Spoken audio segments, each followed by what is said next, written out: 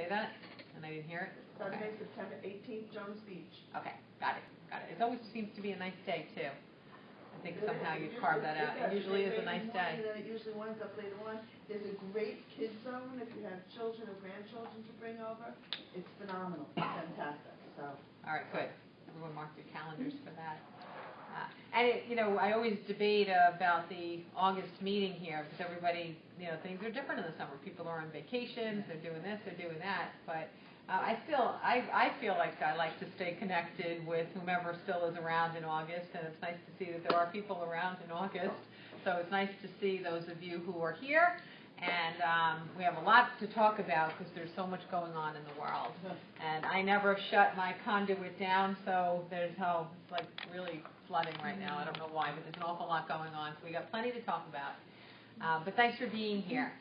Like I always like to do with this particular group, well, I like to kick off and say, the only thing I have going on that's on the calendar that's open to the public right now that's new is 2 events in Atlantic Highlands and Belmar, New Jersey. It's not that long of a trip, especially in September. If I do events down there in the summer, it's almost impossible to get down there with the beach traffic. But it's not a bad ride in September. It's really beautiful down there. But I will be doing 2 events on the same day. One is in Atlantic Highlands and the other is in Belmar. So if that's interesting to you to take a trip down there and hang out on the beach before or after, it is a really, really beautiful area. One is Come On, Get Happy. Who wouldn't want to get happy? And if you get to see the logo, it's got the Come On, Get Happy. We even have the Volkswagen bus in the image with peace and love, just to give you the whole 9 yards of Come On, Get Happy. And I always realized if I was born a little sooner and I was a 60s child, I probably would be dead because I would have used the drugs and done everything else that entails being a flower child and a hippie. But I am a flower child anyway. I don't know how it happened. It's like the energy just sat around my house in a ball, and one day it hit me, and boom, I'm a flower child. So I love the vibe. And then the other one is Creating the Vibrational Energy of Abundance, another thing. Who wouldn't like to be even more abundant? So it's another good event. So come and join me if you'd like. Anyway, so in this group that we meet, I like to start out with what's in the news. As you know, I don't read the news, listen to the news, watch the news, so I count on you telling me what's in the news. Is there anything in the news? Anything at all? In Howard Beach, there's this poor girl that got strangled. Okay. And there's not a clue or witness or any evidence whatsoever. Okay. It's a retired firefighter, kind of a connected guy too, it's a contractor also, and they don't have a clue. So I'm thinking maybe they're going to actually use, someone with a psychic sense or ability, because the police are like this. And finding absolutely nothing. Nothing whatsoever. Okay. All right. It is interesting. That is something that I did know about, and the only reason I knew about it is because someone that I'm actually friends with on Facebook, you know how Facebook is, someone knew the girl, so I actually did hear about that, not through the news, but through that. Bless you. And when I talk about the news, it's always to give us a different interpretation of what it is that we see, so that we're not left with the flatness or the sadness or the tragedy of whatever it is that we're experiencing. But it's to give us an opportunity to find something better to see in it, or some kind of hope in it, or at least some kind of comprehension in things that might leave us feeling depleted. And that's why I do reinterpret the news for us, so we can see in the fluidity of how we are collectively creating our reality, how things emerge and how things come as a point of conversation for us. One of the things to remember in incidents that are so dreadful and so dramatic and so awful is that, we are individuals having a collective experience. And we interpret that our journey is really kind of like about us and for us when we're thinking about our own day-to-day experiences. So if something is really crummy in our own life, when we're learning how much we participate energetically in the creation of our own reality, it also causes us to ponder whether or not we have invited in a particular discomfort or tragedy or challenge or pothole or bump in the road or whatever it is that's going on. It seems almost impossible to grow in your enlightenment and comprehension of how much it is that we are affecting the outcome of our day-to-day experiences, and then yet to step back and say, well, I had nothing to do with that. So there's always this odd marriage that we have between the reality as we experience it and our interpretation of what did I do to cause this. So that's kind of like a little bit of the downside of increased spiritual enlightenment, is as you become awake and more conscious of being the director of your journey, you want to also be able to liberally interpret the happenings that might seem really below the line or very, very difficult and challenging as not being caused by you, not because you're flawed, not because you're inept or inadequate or unworthy or you deserve it or it's a punishment or anything like that. There's always a different explanation for people who are increasingly awake about some of the stuff that happens. And a lot of what it is that happens is twofold. Number one, we become imprinted by any of the chaos of our childhood experiences. And it's actually amazing how much we have triggers that are within us. We might not even be consciously aware of a link between one thing and another, yet the trigger still exists. You know, sometimes we have the benefit of being an adult and realizing later on, someone tells you a story about something from your childhood, you know, an aunt tells you something or someone else mentions something, and you're like, really? Are you kidding me? That happened? And as you're listening to it, all of a sudden you're like, oh, well, that's why I feel like this about that. Or that's why I react so strongly to this. And it's so awakening. You're like, how could I not have known that? Or the dialogue that you had within yourself until that moment of understanding was that you were feeling less than. You were feeling unworthy because you were having this interpretation or these reactions to certain things. And without understanding the thread of how it arose, you just feel inept. But the point is, we don't always know the links. If something is creating something in you, if there's a trigger, you don't necessarily have to know the inception. You don't have to know what happened to you in order to create that feeling as you got older. You can take a group of siblings and you can put them in the middle of the same experiences. Let's say 4 siblings, 4 experiences. All 4 of them are going to react differently to all 4 experiences, because what they're taking in and what they have experienced individually and separately and what their soul's intention is and what their purpose is, they're going to be distinct from each other. So does that mean if you don't react to A the way I reacted to A, that there's something wrong with me? No. It means that you are individual. You are having your own very unique experiences with the things that trigger you. And the point is that it's important to accept sometimes that you might not know the explanation for something that triggers you. And it's okay to, in peace or in faith, say, I don't know what the cause is, or maybe I don't need to know what the cause is, but I can accept that there was something that happened that caused me to have this particular reaction to this particular event or story or experience. And when you accept it in faith, it helps you to choose your reaction rather than melt into that whole bit of fighting the reaction and having resistance and beating yourself up and so on. So that's an important part. And so when we hear a story that it sounds like, well, what on earth could this young girl have done to create that as the reality? What? It's so important to understand that there's more to it than we can ever possibly imagine. There actually is, because as a child, she felt she was going to die in her 30s. You know, so she kind of, I guess, welcomed an event that may occur many years beforehand. And now her father said, please don't go down that one path. I can't run with you tonight. She chose that path as if she was anticipating or maybe looking to have that experience. I don't know. That is an interesting piece of information, definitely.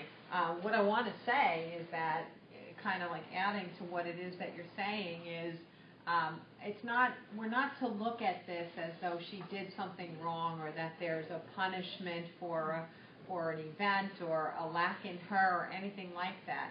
However, it is important that no matter how horrific something is that you hear, that you understand that there is potential benefit enfolded into it. And it's difficult for us to understand that when you hear a story that seems so distinct and clear. But sometimes you don't know the nuances of the benefits. You don't know all of the people that know the person. You don't know all of the people that know the people that know the person. And you don't know what this can trigger, what it can awaken or cause or change within the people that know, in particular, that woman or that family.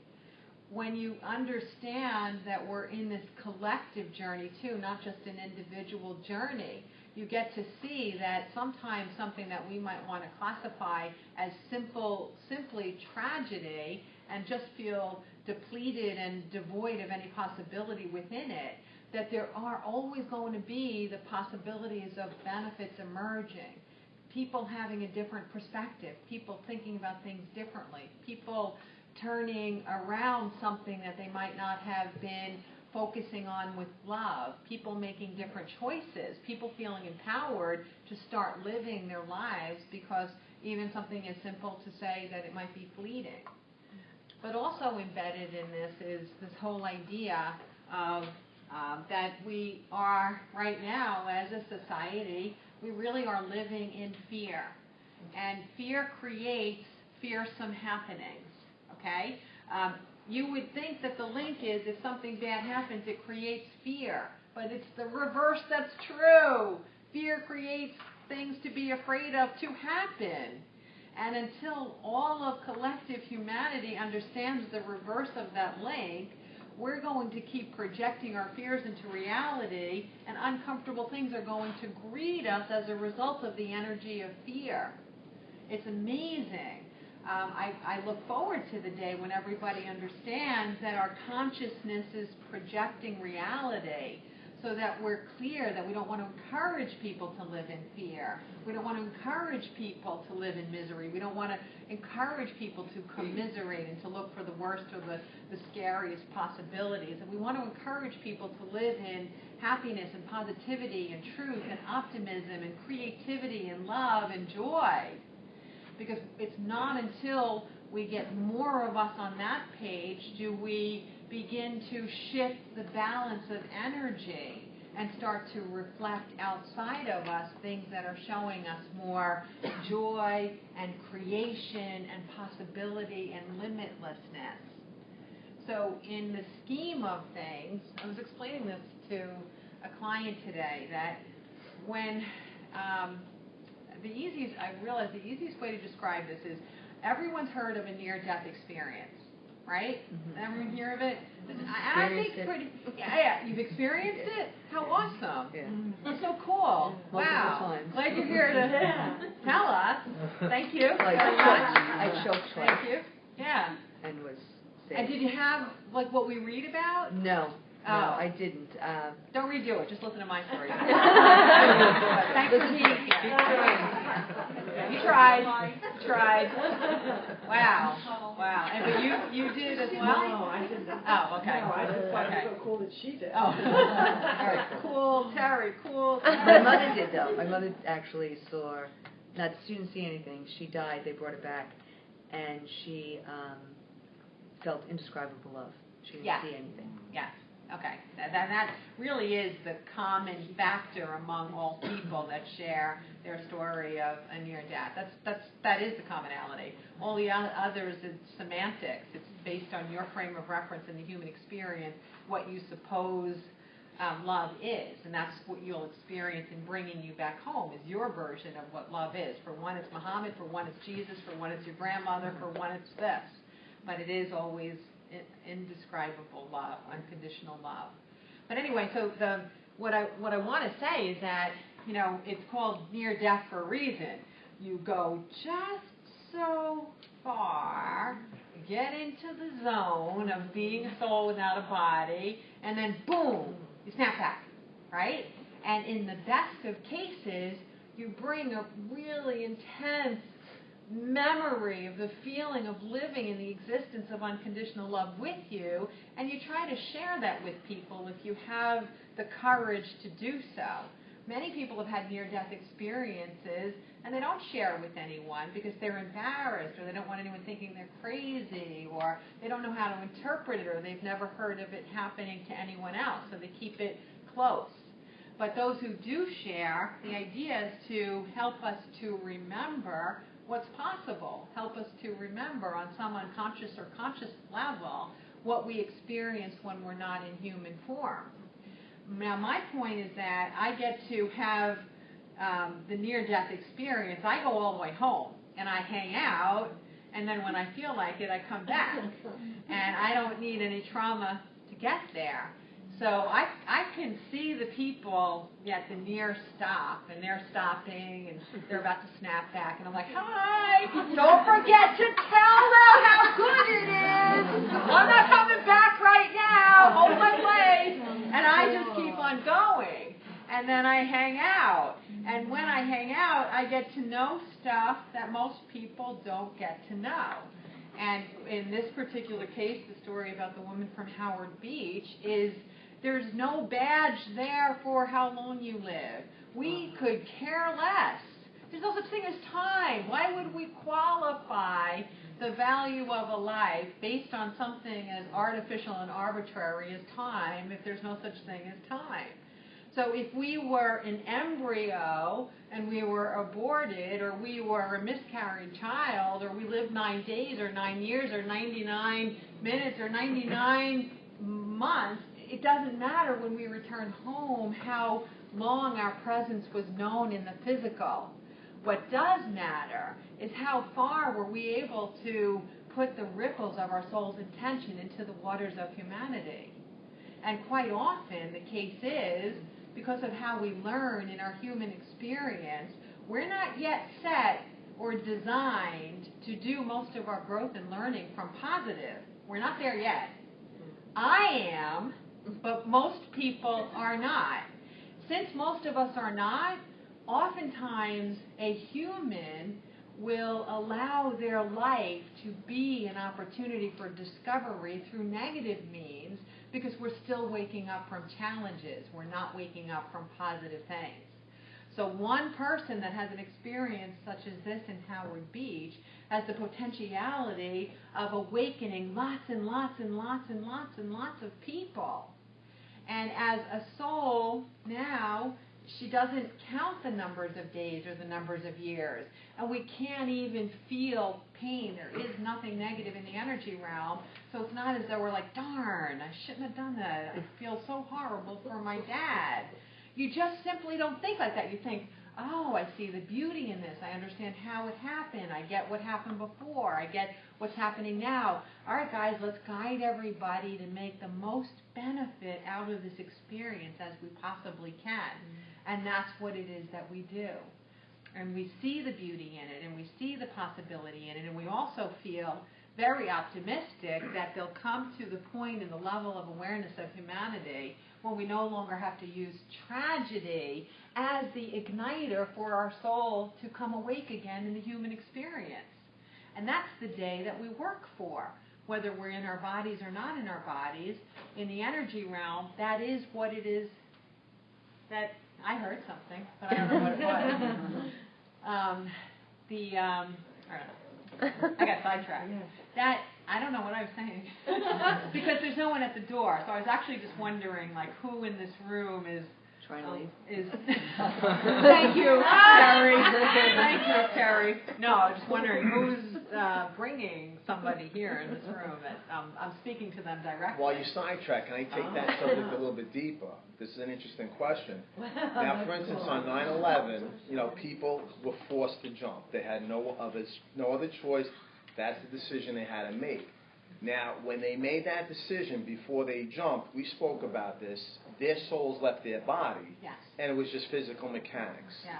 Now, this particular girl struggled and struggled and struggled. What was the place of the soul during that struggle? Did the soul already leave the body? Yeah.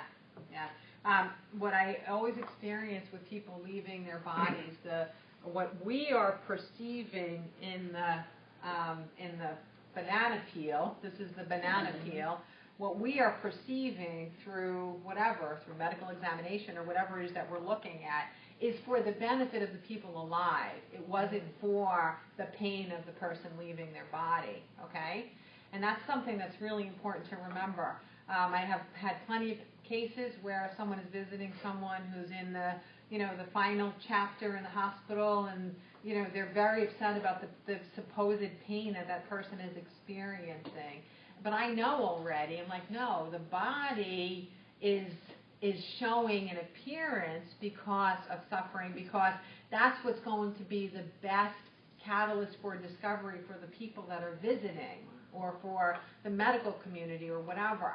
What's happening to the banana peel is always for the benefit of the people that live. It's not for the tragic exit of the person that's leaving. Leaving your body is incredibly peaceful. Very, very, very peaceful.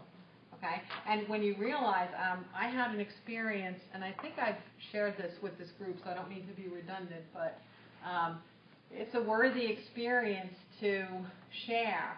When I'm experiencing another soul, whether I'm visiting someone's past life, visiting my past lives, being in the energy realm, visiting you before you were born, what you were thinking before you were born, no matter how I'm visiting a soul, there are different kinds of ways that I can understand their consciousness. Mostly, I just have a knowingness. So I could be hanging out with Irene in the energy realm, and I have such a knowingness of what she's thinking and feeling and experiencing before she leaps into this body, right? I just have a knowingness. But there are many times when I actually fuse with the consciousness, like with the eyes of the soul that I'm visiting with. So I get to see reality through their conscious experience, all right? And one particular day, I was out of my body, and I immediately knew that I was in the experimental glider that John Denver was in when he died. I knew instantaneously where I was, even like some of his music, or the essence of his music was coming. I felt really liberated, and I felt pretty good being in the glider. And as I thought I was a passenger first, like my consciousness was a passenger. I feel like I'm a video camera. I'm a security camera, and I'm like spying on everybody all the time in history and today. I'm just constantly spying. So I figure I'm spying on him. There's no such thing as time. I can spy on him, even though we think he's not in the plane anymore.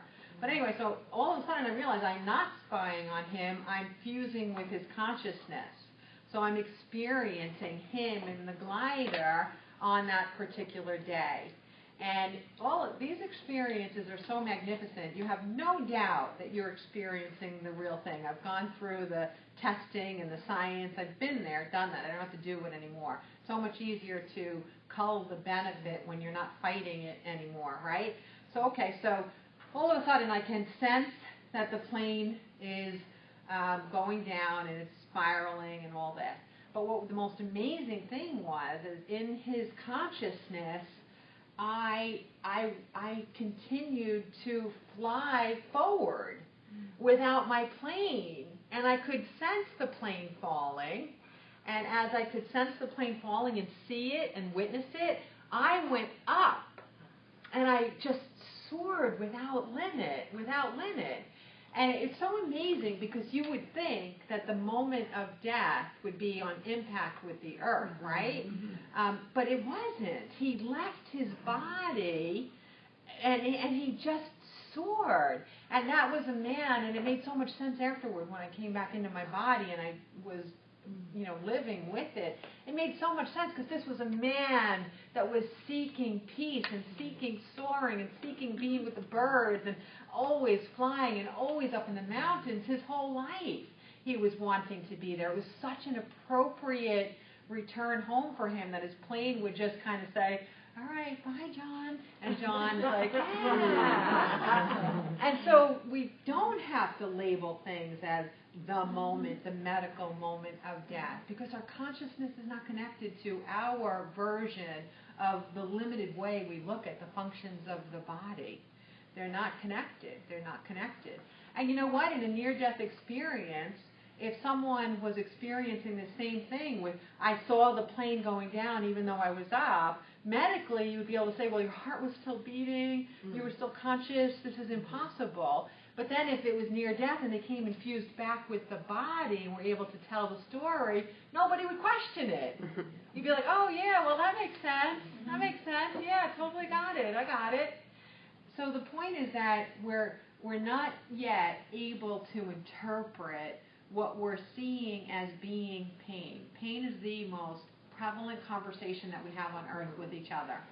Okay? And we don't have to keep having that conversation. Eventually, we'll have different conversations instead. You know, I know when your level of awareness increases, when you're in a room of people that are complaining or gossiping, you feel uncomfortable, like you get a knot in your stomach. You don't have to know anyone that they're talking about. You don't have to know why they're feeling the way that they do, but just the energy of staying in that place, it's like, I don't know, this is really not for me. It's not for me. And you feel better leaving that energetic space and going to a place where something is supporting your well-being, supporting your ability to be happy, supporting your freedom, supporting your joy. We're not here to suffer. That's such a fallacy. We are not here to suffer.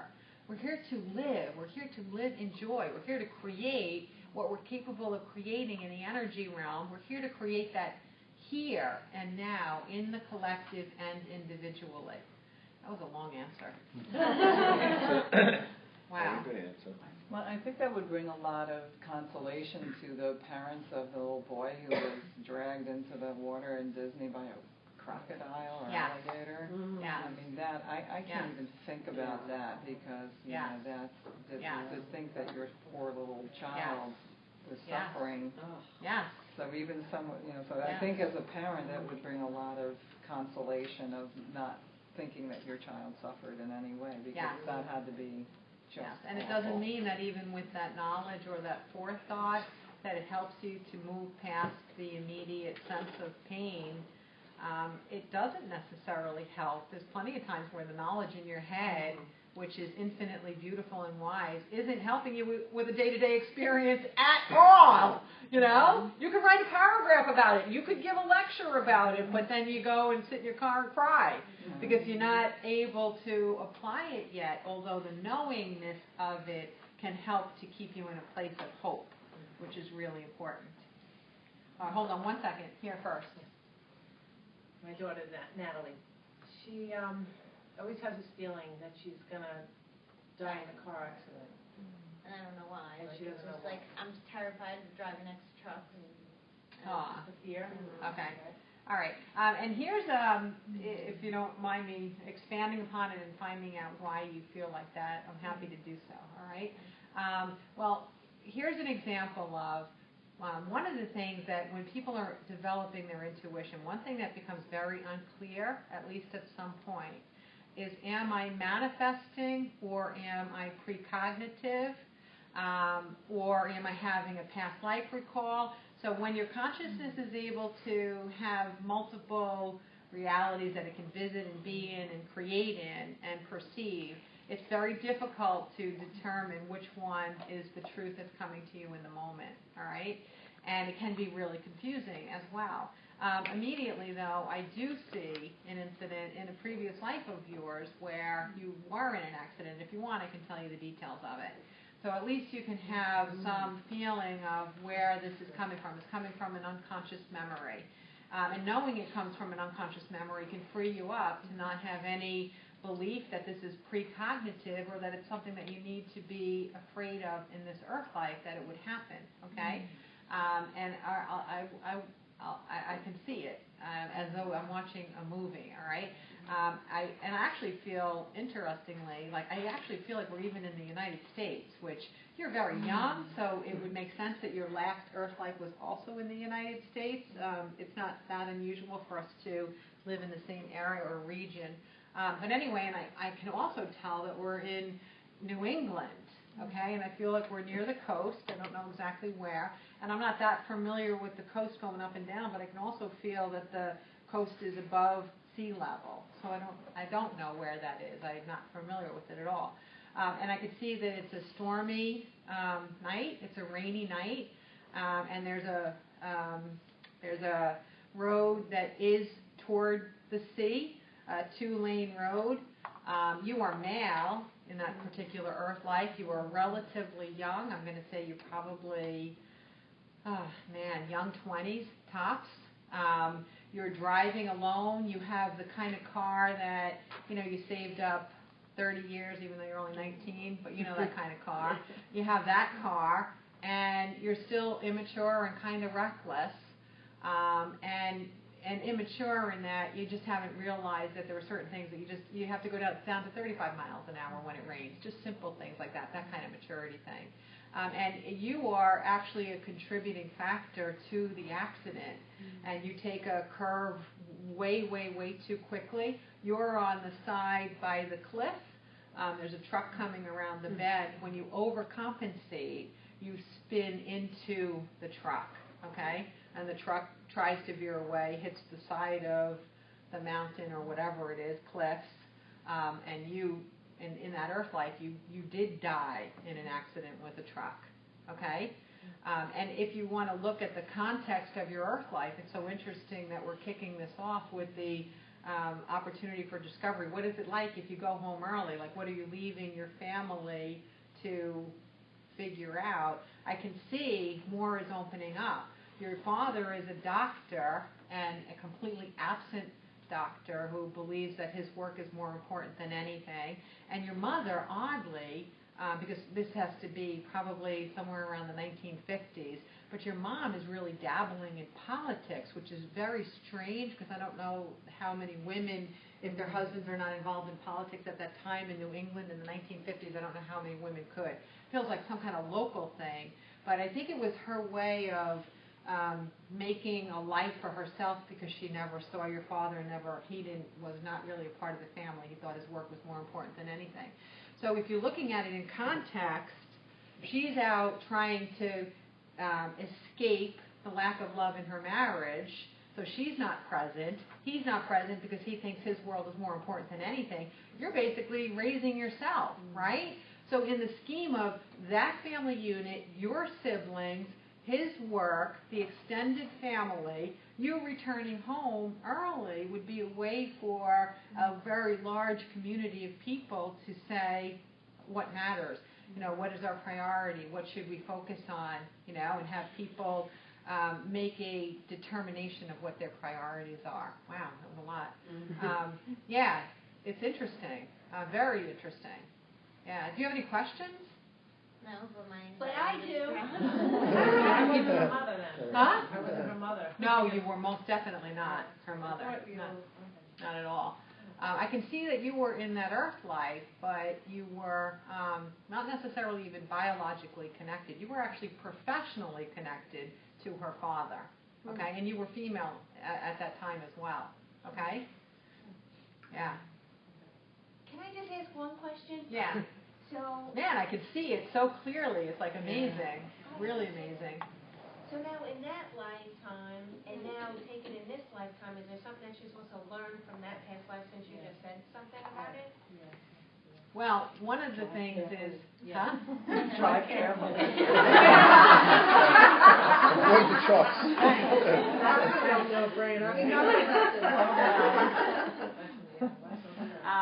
Well, there's a lot of things. I think that, if you don't mind me asking, how old are you? 19.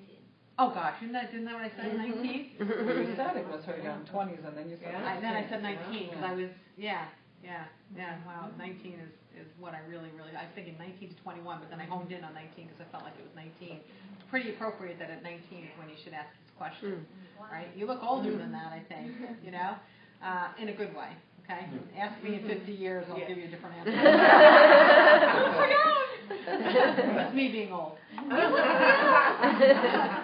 But anyway, there's a lot of benefit. I don't know that you've chosen your life path yet, and hopefully at 19 you haven't. But I can see that somewhere in this earth life, one of the things that you will be instrumental in doing is to help people feel more confident in their place in the world. Okay. Unfortunately, you're being raised with a peer set of generation of people that are more afraid than a lot of other generations have been. And it's really important that in that peer set, they have points of light of people that feel confident and they feel safe and they feel comfortable, so that you can kind of like light the way or lead the way for other people to feel that the world is a good and wonderful place and that life is meant to be happy and not recoiled from or not to be afraid of, to go out there and to live that life. And I don't know exactly what means you'll use to help other people ignite that feeling, but I believe that part of your unconscious memory coming out about that 19-year-old experience is so that you can help others to understand that that doesn't have to be a part of your reality. There's no such thing as destiny. None of us are born with our date of death engraved within any part of our being. Your time of death is changing with every breath and every second and every thought and every belief and every action and every inaction. So even the idea that you were thinking you might have been precognitive in this, it's not possible, because your own experience and the longevity of your life is not yet determined, okay? But if young people, I'm not talking about you, if you're going to help other people understand that what they're focusing on contributes to the projection of their reality, you want to help them to create a life of harmony and abundance and happiness and careers that they love and lives that they love by stop being afraid. Just stop being afraid. And it doesn't necessarily, it's not meant to make you feel a responsibility. Always think that it'll happen when it happens and how it happens for you. It's not something that you have to feel burdened by in any way. Think of it as a privilege that will naturally emerge based on how you follow your curiosity and your own passions. Okay? Make sense? Yeah. Okay. That being said, what do you think you want to do? I want to go to be a veterinarian. Oh. I was going to say, just don't be a people doctor, please. Don't be a people doctor. If you've learned anything from your father, damn it, don't be a people doctor. I'm kidding. That makes a lot of sense to me. That makes a lot of sense. And even a little tiny piece of that, there is a part of you that lives in honor of, being able to bring harmony through medicine as well. Even that's an unconscious part that exists within you. It's really neat. Very cool. Wow, that was neat. Yeah, all right. Yeah. I just wanted to ask you, Karen, I didn't have a near-death experience, but when my grandfather passed on, it was really weird. Like, I was so afraid that he was going to come to me because he came to my brother, and the way they described it, and my brother sees people. He sees people. But so I would take the cross and I'd be like, no. Like, I just didn't want, but he had a message for me, so he came through. And when he came through, he was like 30-something, and he looked like he had just come back from like fishing. Like, this was first I knew it was a grandfather, and then I knew which grandfather. Okay. And then I said outright, you scared the shit out of me, Grandpa, because it was such a frightening experience. I knew someone was in the house. So nothing has happened since then, but a lot of things have happened in my particular life in the years that I have lived, as far as just a lot. You probably see that. I'm like, she knows. I quit a job recently after I went for my master's, and I was going to do this, and boy, I wanted to fit that square peg in that round hole for 13 solid years, and I just stopped. And I stopped because I feel there's something that I'm not doing that I can be doing and working towards. So I don't know, like, why did I say my grandfather? Like, why, like, I don't feel there yet. Right. Right. And I'm frustrated by that. One of the important things to remember. Like, I could easily go more mainstream than I do by not talking about guides and not talking about going to the energy realm and not talking about our eternal nature and so on. But for me, since that's the basis of almost everything I know about being human, I would be a fraud if I did that. And when you start to accept that we are eternal, it increases the possibility of you having a happy life. And so sometimes when you're doing something that has you on a trajectory that's not going to bring you happiness, or you're doing something that is feeling like, I think this is it, those two times are oftentimes when we have more of a sense of guides or loved ones or the universe or some non-physical source supporting us. Because it's during those times that we can feel the most alone.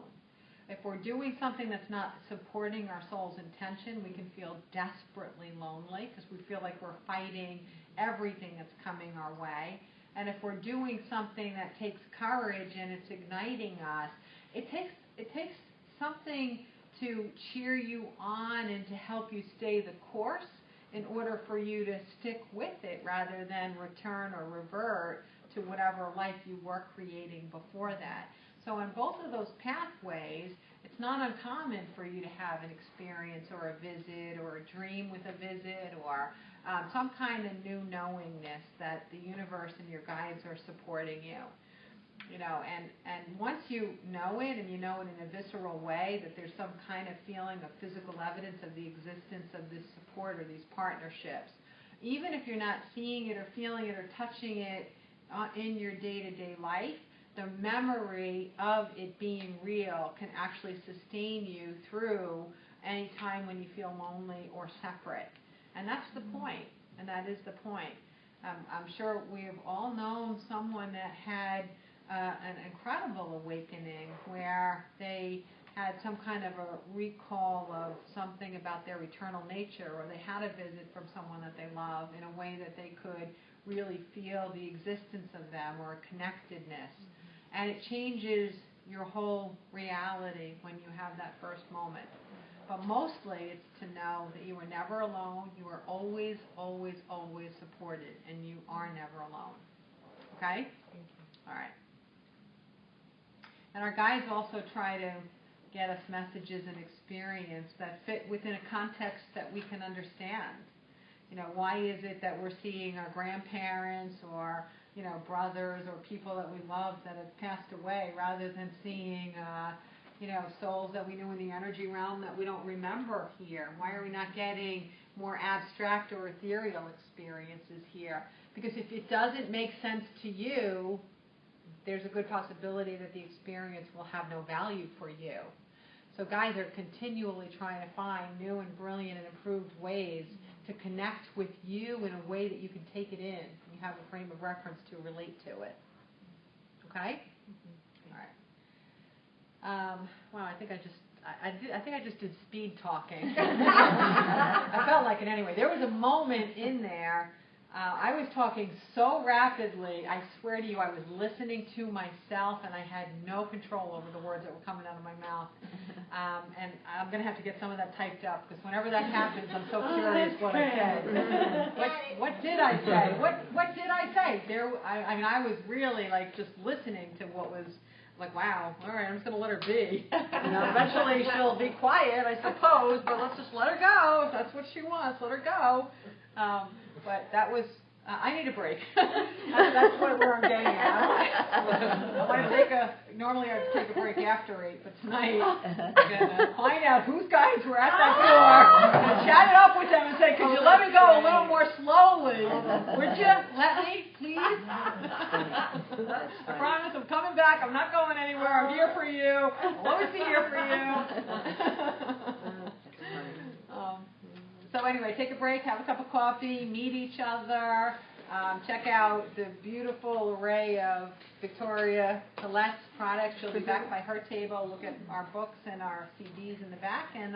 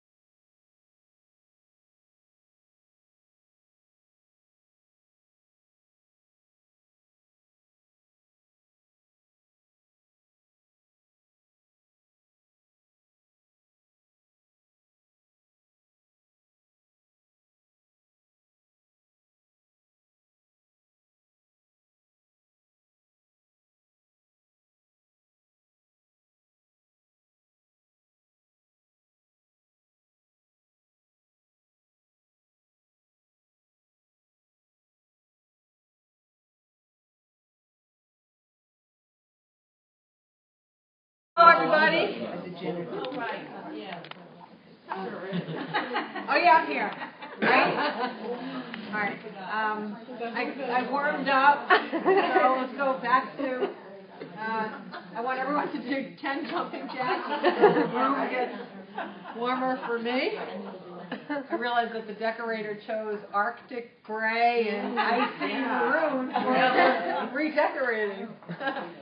Well, you probably all feel comfortable, but I don't. Is it a little chilly? Okay. So where were we? No, don't tell me that. We're not going back there. Let's go forward. Did you speak about spirit guides? There were so many of them clamoring. I just opened up the doors. I said, "Come on in, take a seat, and I'll get to you one at a time, very slowly. I'll get to you one at a time." Yeah, that was very funny. It's always a strange feeling when I witness myself rather than am myself. That's always weird. Yeah. You all know what I'm talking about, right? Okay, good.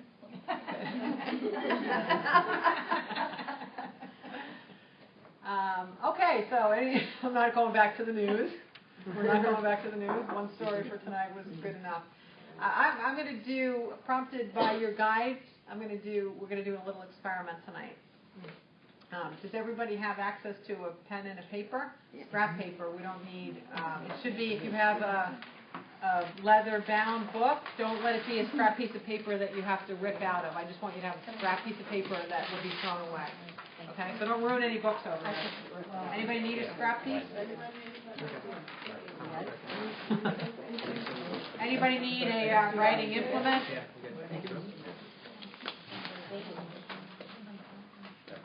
All good? Okay, good. And before I continue, for those of you who don't know, or if you're here for the first time, I usually, if I have enough time at the end, I pull a name or so out of a hat from people that were registered, or if you registered when you came in. If there's anyone that does not want their name in the cup, just raise your hand and I'll take your name out. So I won't read you. You won't get pulled out. If they're not reading it, you kidding? That sounds like a good idea. All right, so just formally, everybody's name is in there. Okay, now what I want you to do is, when I started this monthly group, one of my intentions in having this group was to work on intuition development skills on a regular basis. Because if you're developing and you're working on them regularly, little by little, you chisel away your own part of you that thinks that you're not intuitive, and the intuitive part of you, which is far more beneficial than just the thinking part of you. It emerges more and more and becomes a bigger player in the creation of your own life. And we haven't done it recently, but earlier today, your guides interrupted me during a session to tell me a little game we were going to play tonight. And so, in honor of whoever the guide asked us to do this, we are going to do it tonight. And it's just an intuition development kind of game. And it's very fun. And the thing about intuition development games, always remember there are no right answers and there are no wrong answers. As soon as you start to put a judgment on what it is that you're experiencing, you're really closing your intuition, because judgment is the opposite of the doorway that connects you to your eternal knowledge and into tapping into the river of universal truth. So there's no judgment. There are no wrong answers. And the freedom of being able to relax into an answer without feeling that you're right or wrong actually makes you be able to tap into your intuition a little bit more. But first I want to tell you a funny story because I thought of it. So, anyone here connected to someone that's playing Pokemon Go? Yeah. Oh, yeah. Yeah? Oh, you've heard of it? Mm-hmm. Because you're alive and breathing and living on the planet. Okay. Well, one of my kids is really, really into it. And, most of you know that I work more than most people work, but no matter what, I always make time for my kids. I mean, literally, this is not just one of those things where I make time for my kids. I make time for my kids. My kids never know I work as much as I do because they think I'm there with them, interestingly. But one of the things I've been doing a lot Are was you my. Pokemon? If I were the creator of Pokemon, I would be the happiest person on the planet. Not just for the money is just a tiny part of it, but what it's doing for us. Anyway, so I spent a lot of time Pokemoning with my son, okay? A lot of time. And one thing that was really cool was I had a car full of boys last night, and, the boys are they're getting to be an age where, they know what my title is. And they think it's really cool, and they think Brett's a cool kid because he has a mom with this title. And now they're starting to have the courage to ask me questions. So last night was one of those first times that they get to find out what it means. So I decided, I gave them the little, minute and 30-second version of what it means. But I said, let's just play a game, and you'll see, right? And I said, we're going to play a game. You guys can play this game anytime you want. Then you can develop your own intuition. I don't have some magic. I haven't cornered the market or anything. You guys can do it too. So we start playing this game, and the game was that you think of a 4-letter word, and you tell the group what letter the word that you're thinking of starts with. And so the kids are playing, I'm instructing them how to play, and one kid's complaining in the back. He's like, this is just a guessing game, and they're getting a little frustrated, and so finally they're like, you play, right? So I'm like, damn, that's a lot of pressure. I got a car full of boys that I got to impress. This is really not a good opportunity for me to be intuitive. Not at all. This is the antithesis of a good environment to be intuitive in. So they're like, you play. So so I'm like, no, I don't think so. So one boy says, well, I'm thinking of a 4-letter word and it starts with P. And I said, park. And they're like, oh my God! I can't believe it. That's what I was thinking. And so I was like, I just want to share that story with you. Who else am I going to tell? Right? Who else am I going to tell? Then they came up with the next word, and I was dropping a boy off, and I'm like, no, I'm not playing again. I said, I want to end on a high note. I'm not playing again. Get the heck out of the car and leave me alone. So they give me another word, and play, and I get it wrong. So the kids are all like, oh. We pull away. Now this boy that I told get out of the car, I want to leave on a high note. Now he's seen me end on a down note, right? So we're driving away, and another boy says, I know a word starts with the letter M, and boom, I come up with the word immediately. And they're like, that was the word. And I'm like, everybody, text Devin. Right now. Text Devin. Text him. So I'm ending this night on a high note. That's so funny. That's not the game we're going to play tonight, though. But I did give you a game to play. And you play it with kids. They love it. All kids, all ages love it. They don't even know they're developing their intuition. They just think it's fun. Okay? Anyway, what we're going to do is I want everyone to just think of the first word that pops into your head and write it down on that piece of paper. Don't overthink. If you thought, you're too late. And write it small, rip it up in a little piece of paper. I'm going to pass around a cup and stick it in this cup. Okay?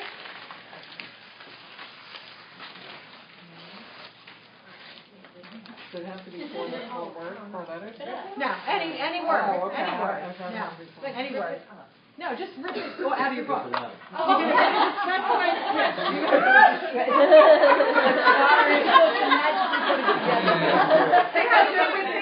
I wish you guys would just have some psychology. Okay? Just get the instructions from here. Don't make me verbalize everything. Okay?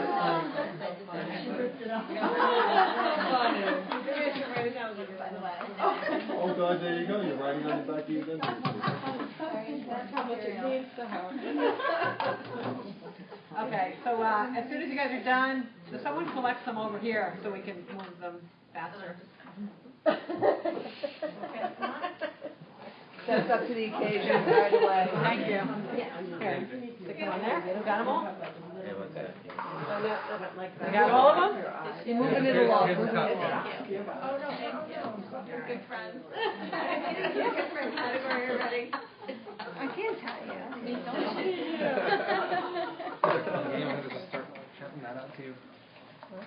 What are the words? Yeah. I don't want anyone seeing even like what Well, color one paper. fell out. Okay. I don't want anyone seeing even like what color paper I picked. So I don't know like whose word it is. All right, here's what we're gonna do. Okay, everybody ready? Ready. Okay. Now, do you have a regular piece of paper, any kind that you can write on? Because I am going to ask you to write for a couple of minutes after I do this. Everyone have pen, paper? Yes, we're all good. Yep. Okay, good. Again, it's just a scrap piece of paper. Nothing you have to, laminate and hang on the wall. All right, unless your answer is the right one, then of course laminate it and hang it. Send on a high note. Send on a high note. Okay. All right, what I'm going to do is I'm going to pick out one of these, and I'll probably do more than one just for your benefit. What I'm going to do is I'm going to read this word, and I'm going to channel whatever guides might say about this word. That's all I'm going to do. Yeah, that's pretty That's cool. all I'm going to do. But after I read the word, you're going to write down what pops into your head about the word.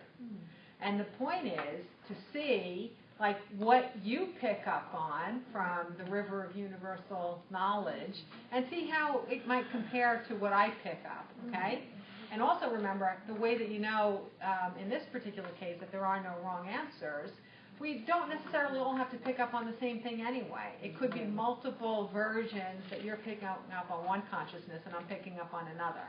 But just out of curiosity for your own sake, see what comes to you, okay? And then we'll see what comes to me. Are they coming to you in words or? Just what do you feel compelled to write down? I'm going to give you the word. I'm going to give you 2 minutes. Write down whatever you feel compelled to write down for 2 minutes. Got it? Yeah. Everyone got it? Okay. And after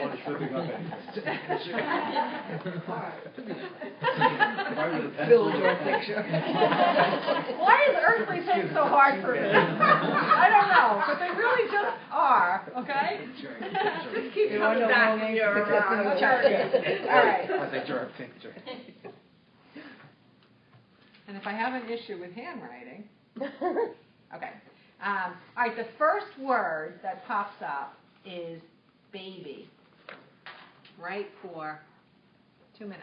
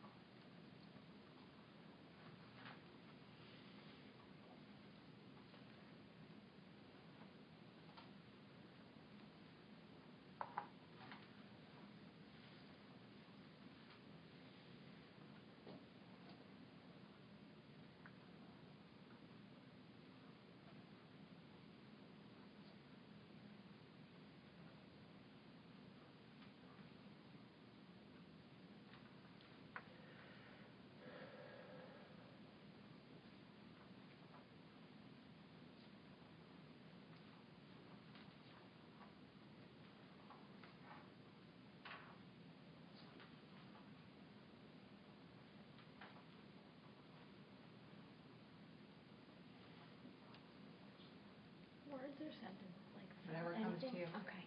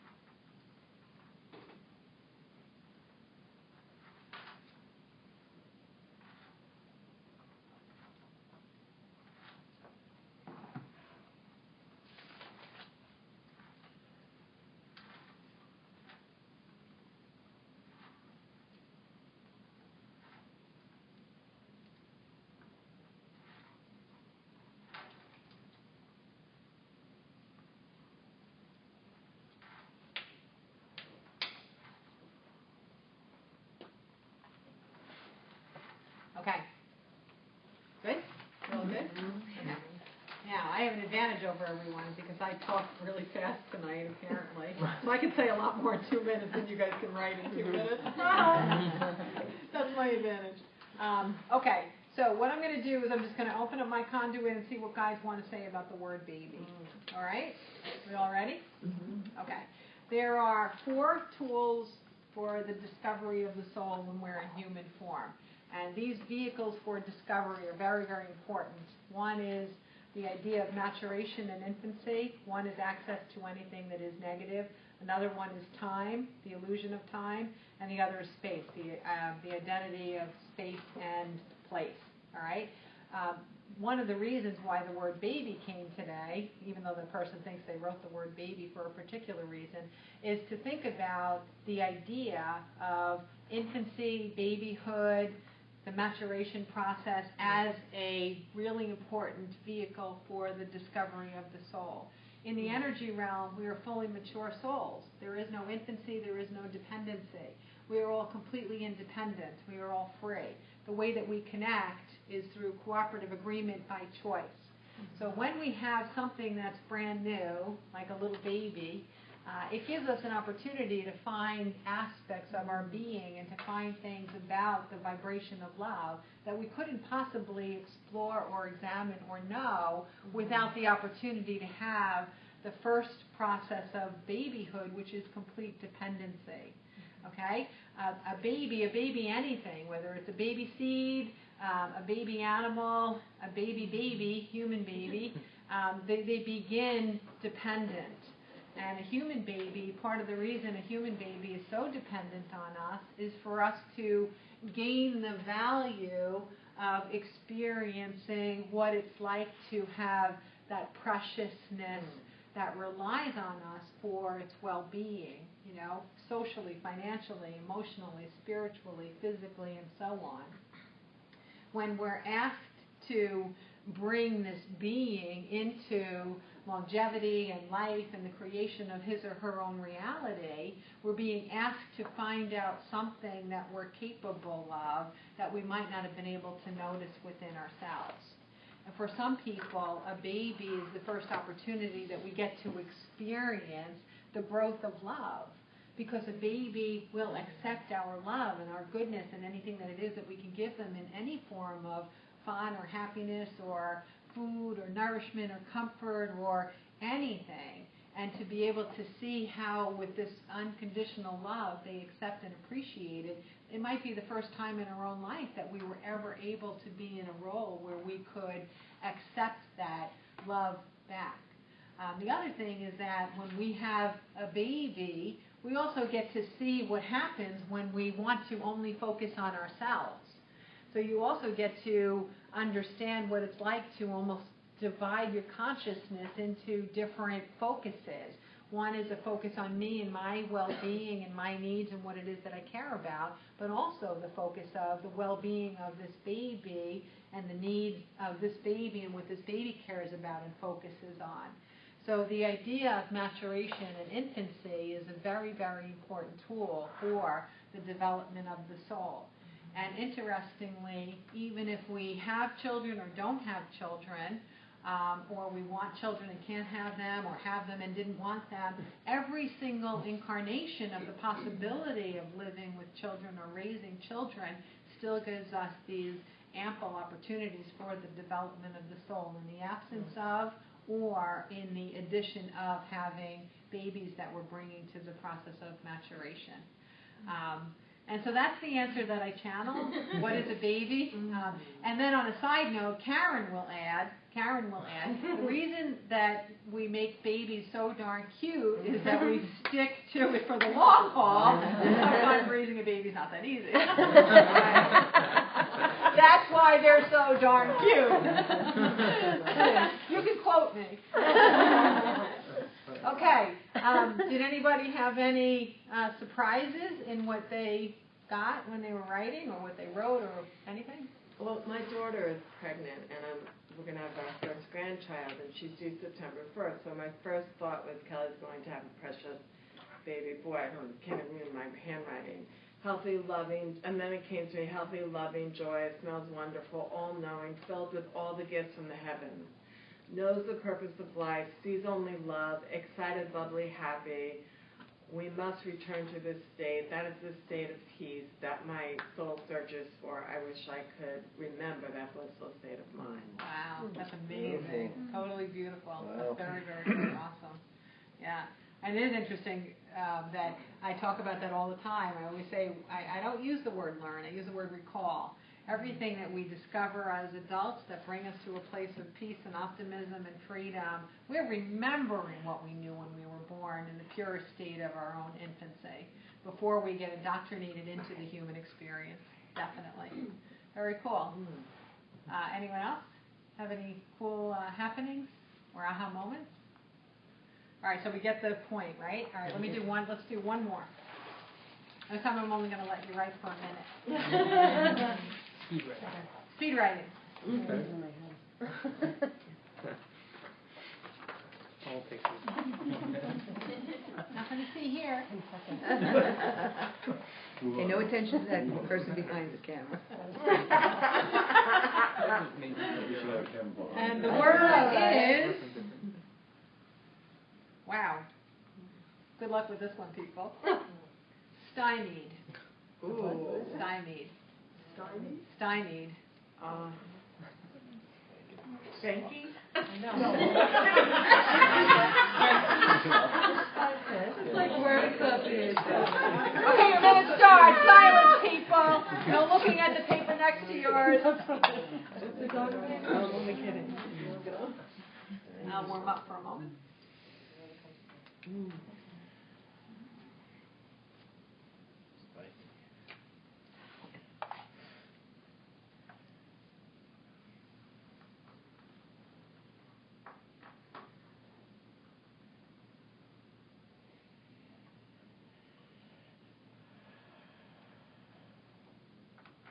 Stymied.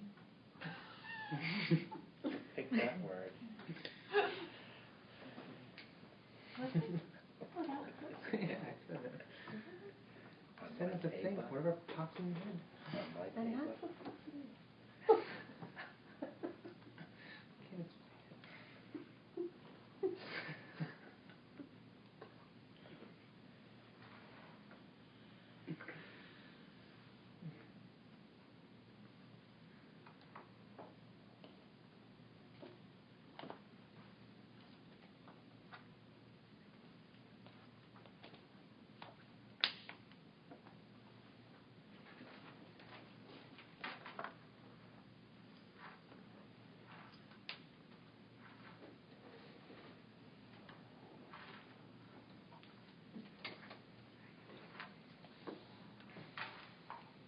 Okay.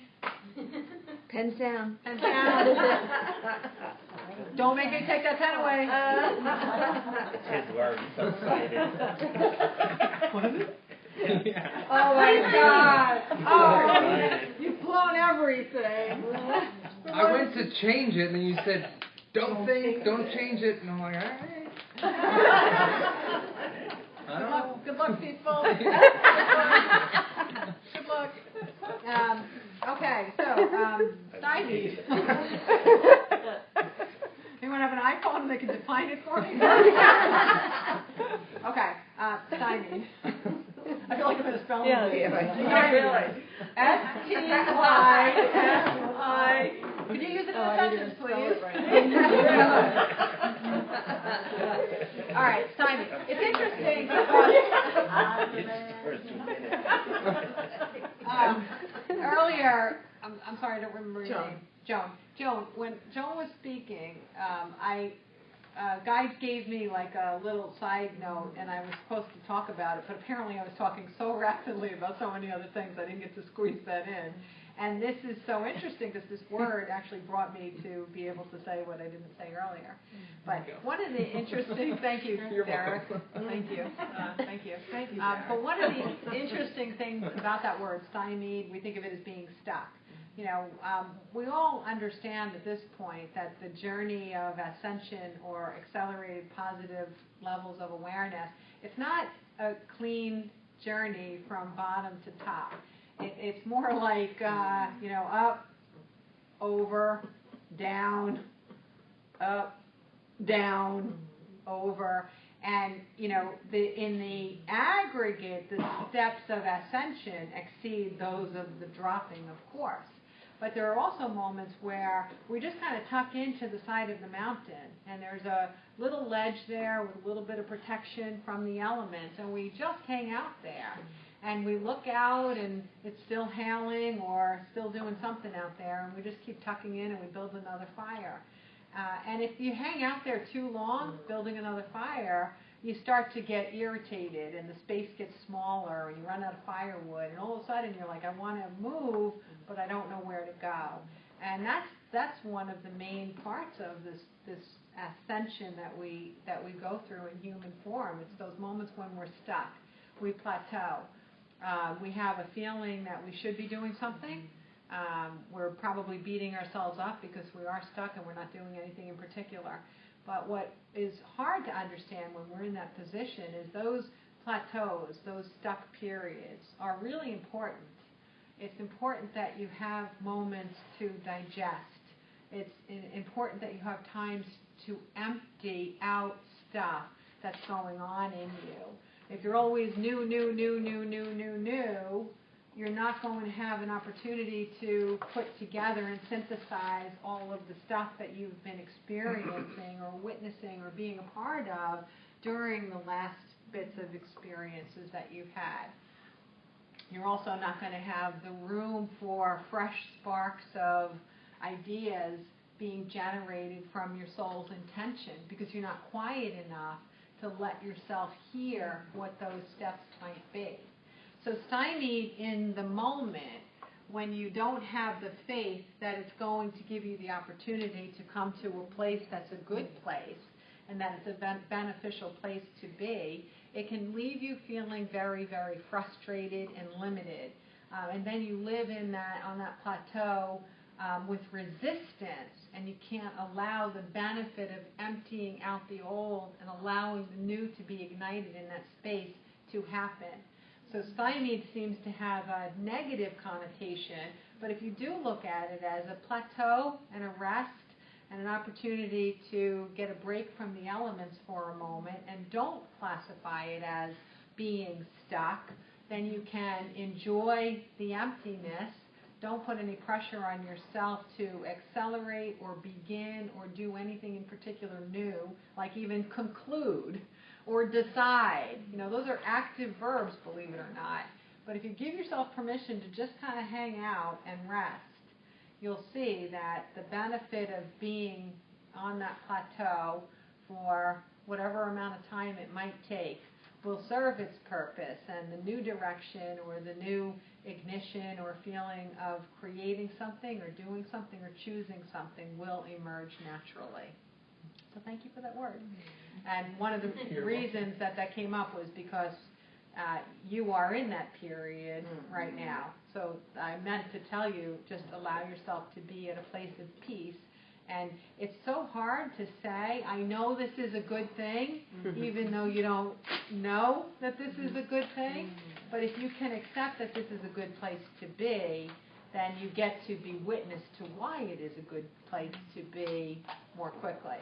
Okay? All right, good.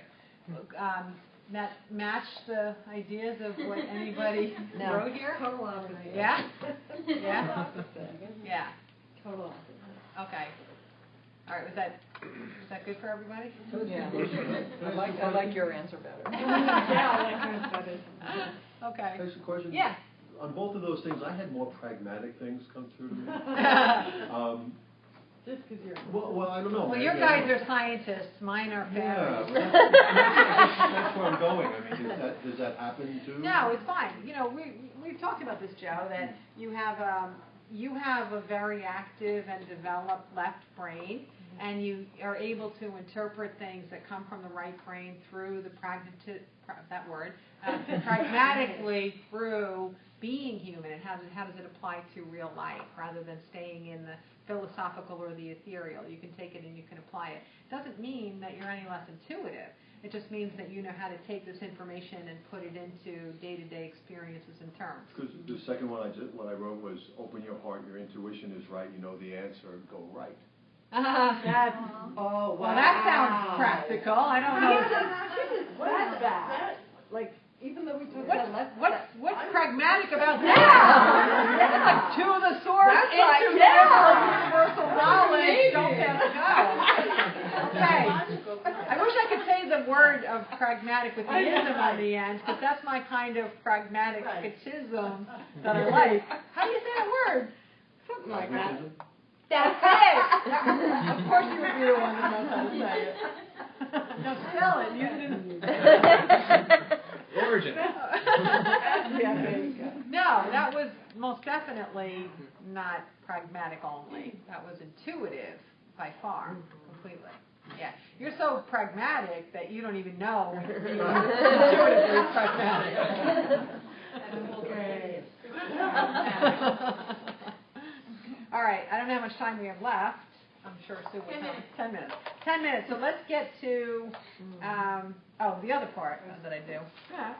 All right, let's in the last 10 minutes, I'll pick out a name. We'll see how much time we have. Let's all hope that we pick out a name with a really, really quick answer, so I can pick out 3 or we pick out a name and their question is so applicable to everyone that everyone gets their question answered at the same time. I'm cool with that, see? Yeah, right. What happened? Send your name out there. I get nervous when I get to this part. And the name is Karen, but there's a lot of Karens here, so don't get excited. There are a million Karens here. Karen Heitner. Yay. Karen!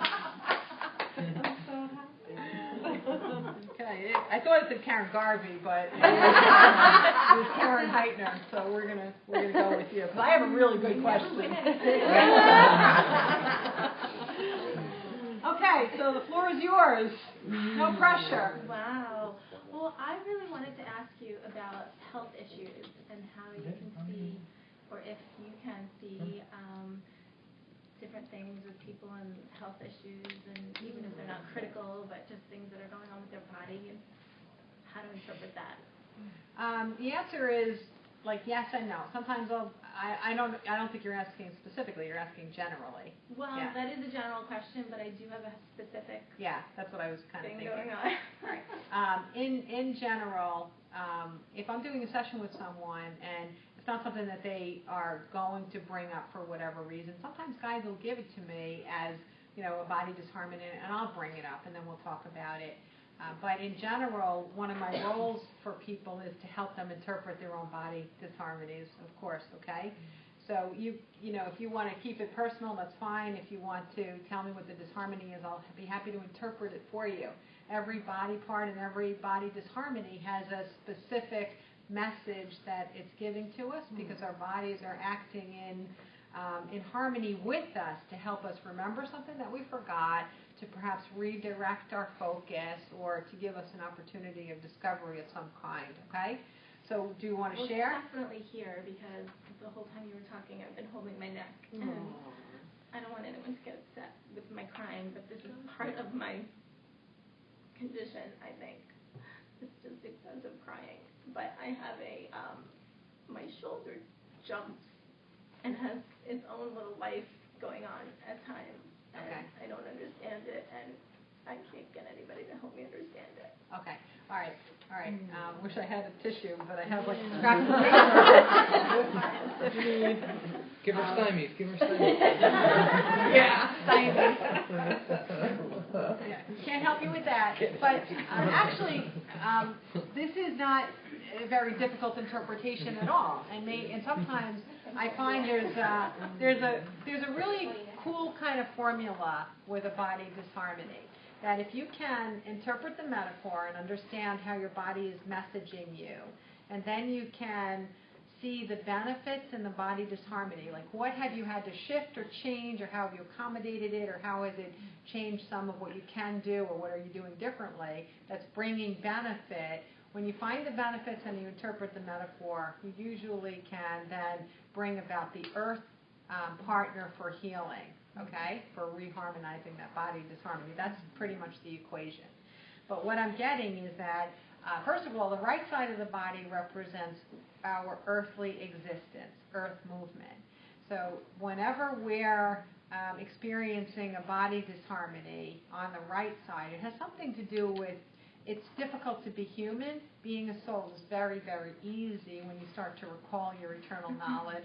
But being a soul in human form and implementing your soul into the human experience can be very challenging, especially for higher levels of awareness. I find a lot of high levels of awareness people have a lot of body disharmony on the right side. The shoulder is the metaphor for carrying responsibility, okay? So the fact that it's your right shoulder, the metaphor simply is that you're carrying responsibility for people in the human journey, for people that you shouldn't be shouldering responsibility for. And as long as you continue to feel that it's your responsibility, then you can continue to have body disharmony in the right shoulder. Exactly, exactly. And what benefit there might be is, and I'm sure you'll find and realize even more than this after you leave, but one of the benefits for you is that there are certain just day-to-day things that you have to say no to. And having to say no to them because of it gives you an opportunity to learn how to say no. But right now you have a socially acceptable reason to say no because we all let us get out of anything when it comes to a body disharmony, right? But to say no because this is not appropriate for me, or because you can do it for yourself, or because I choose not to, those are not as socially acceptable, so they're more intimidating to say.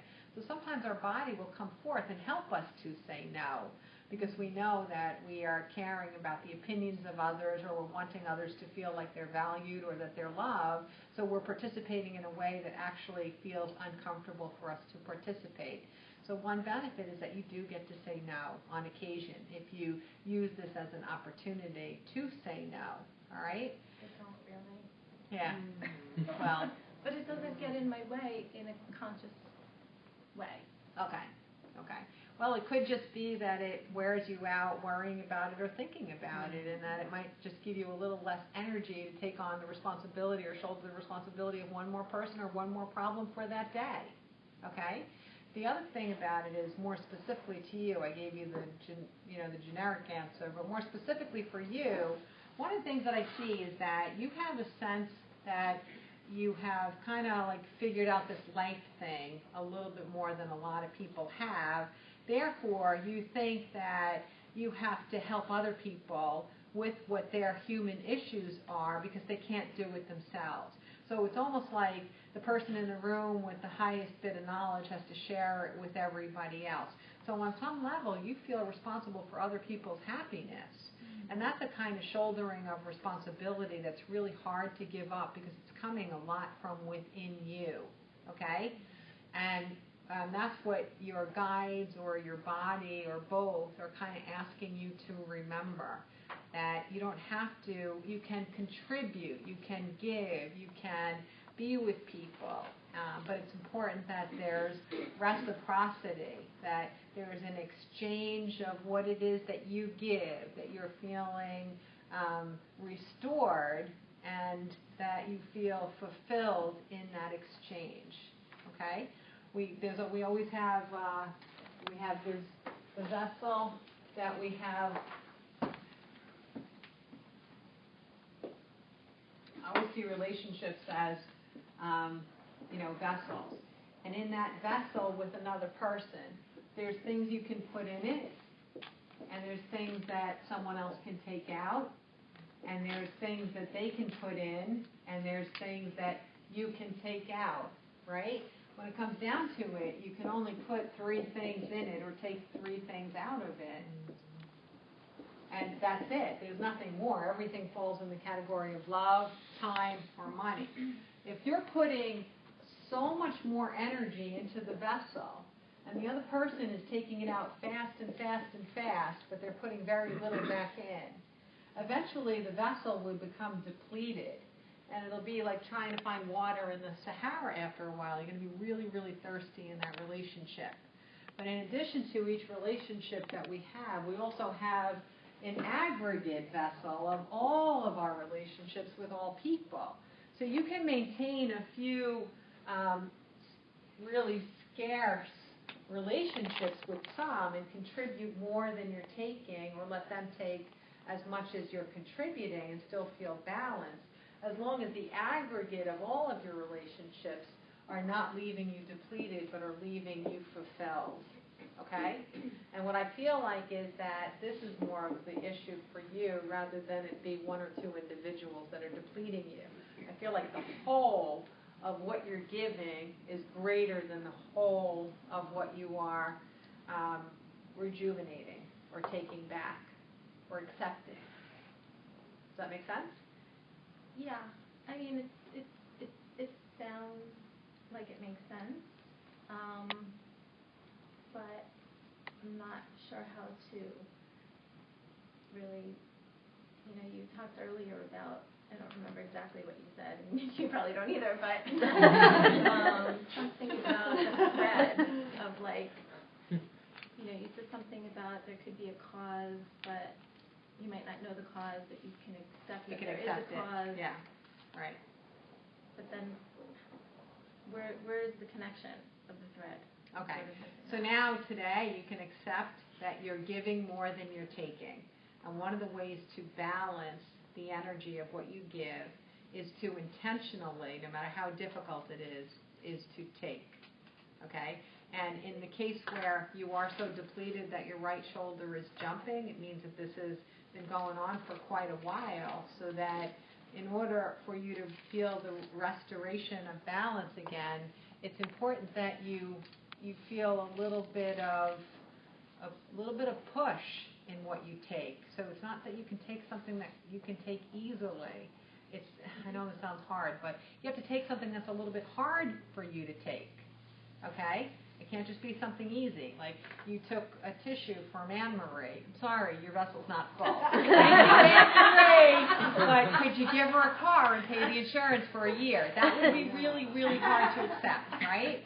The point is you got to up it up a little, meaning you got to ask for a favor where you normally would not, and try to. Well, I'll give you a homework assignment right here and now from your guides. In the next 30 days, ask for 3 favors until 3 favors are fulfilled. So it's not just even asking, it's getting 3 favors fulfilled. And that'll help you to see the mindset in which you live. Okay, you think you can do that? Ask for and receive 3 favors, and I'm not talking tissues.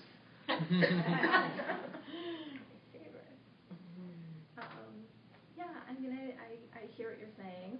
I don't think that I don't do these things, but what I'm hearing you say is that I don't do it enough. Yes. Yeah. Yeah. Yeah. All right. It's all about energy.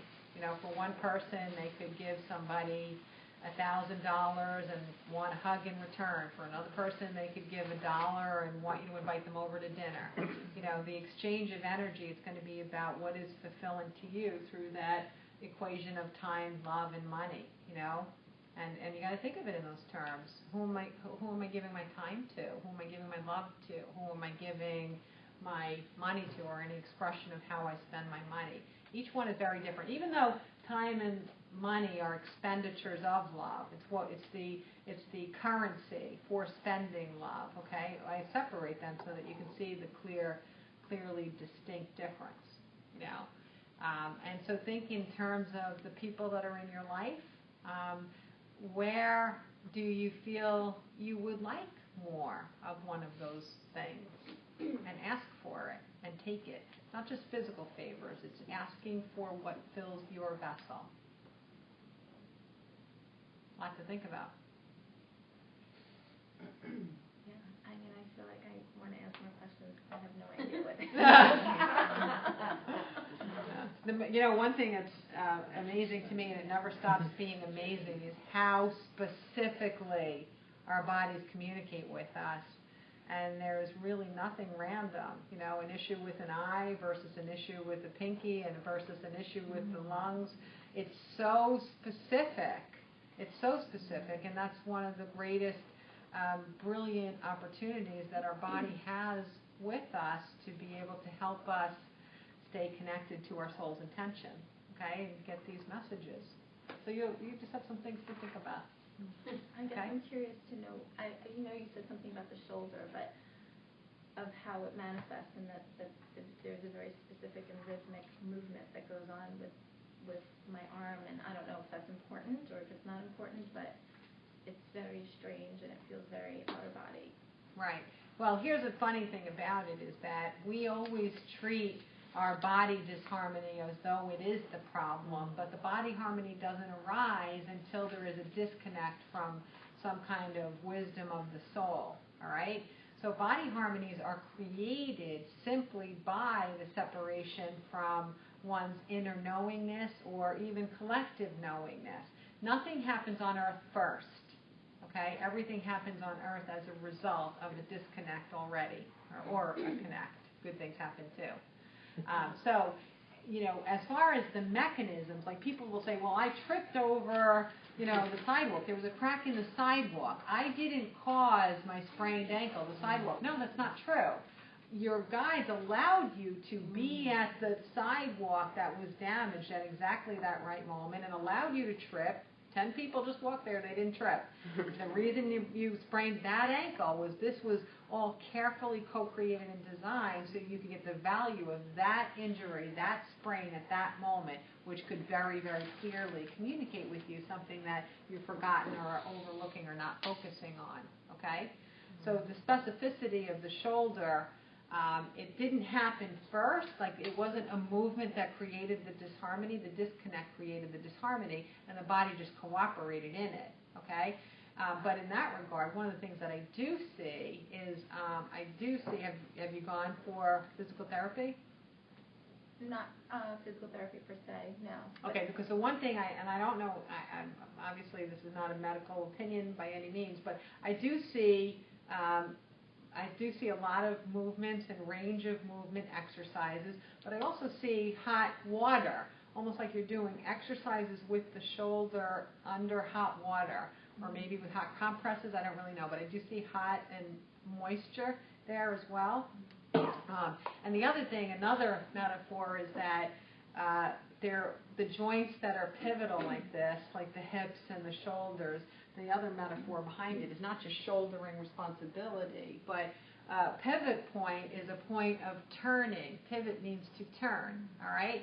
So on the right side, the point of pivoting with your arm is your hand is the manifestation of your reality in your physical journey, but the shoulder will change where you're placing the manifestation of your physical reality. So in the shoulder joint, it's where you get to decide if you're changing how you're creating your reality. All right? So the shoulder itself up here is shouldering responsibility a little bit, but the pivotal point is how are you creating your physical reality, in what direction? And I feel like it's a little bit of both for you, which is why they're adding the thing about the socket itself, the pivot. Okay? Just even more to think about. Wow, I made that easier. So glad I can help. So that's different than seeing any kind of past life connection to. Oh, yeah, we can go into that too. What happens is, all right, guys, no one has anywhere to go. No,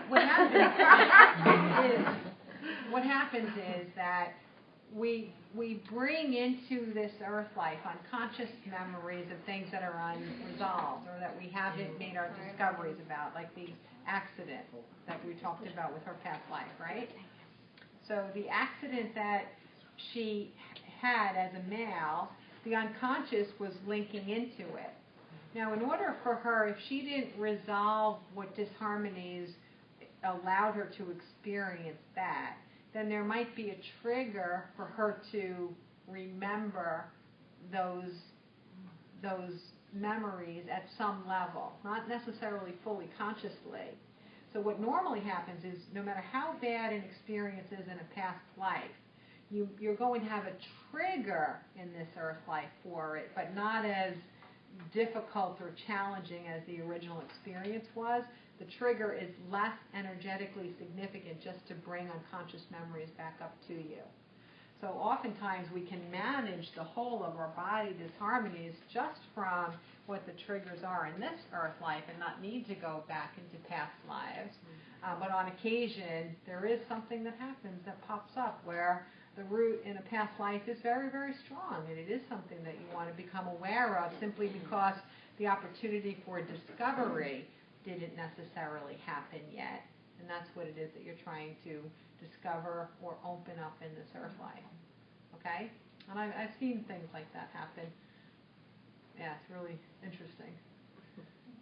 Okay? But I'm not getting that a past life is the biggest component of the answer for you right now. That the knowledge of this lifetime right now, actually in the present, in the last decade or so, has enough information in it for you to be able to step into reharmonizing. Okay? Okay. All right, good. Yeah, and so I did give you a lot of information in that one answer, which is, we said this is going to go one way or the other. It's going to be so fast that I get to a lot more, or it's going to be so specific and non-specific to have value to everybody. Okay. Thank you, Sue. Well, that was fun for me. Hope it was fun for all of you. Thank you so much for being here. Our next Enlightenment Power Group is on Wednesday. Anybody know the date offhand? 14th up there. Wednesday, September 14th is the next time that we'll meet here. I look forward to seeing everybody, and stay in touch, and have a great night. Enjoy the rest of your summer. Thank you.